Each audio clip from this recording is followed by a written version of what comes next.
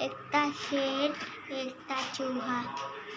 एक दिन चूहा शेर के ऊपर खेलने लग गया। फिर शेर उसे पकड़ लेता। फिर शेर कहता, मेरे ऊपर क्यों खेल रहे थे? फिर शेर उसे कहता, मैं अभी आपको खा जाऊंगा। फिर चूहा कहता, एक दिन मैं आपकी हेल्प करूंगा। फिर ना शेर हंसने लगता है जोर जोर से। फिर कहता है कि आप इतने छोटे से हो, मेरी हेल्प कैसे करोगे? फिर एक दिन जंगल में शिकारी आता है तो आके शेर को पकड़ लेता है।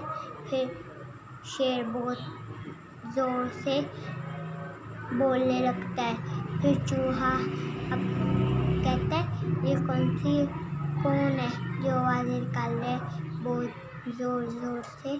फिर कहता है, जैसे मैंने जिसकी आवाज़ सुनी ही नहीं हो, रोज अपने बिल में से निकलता है। तो कहता है, ये तो वही शेर है जिसे मुझे पकड़ा था।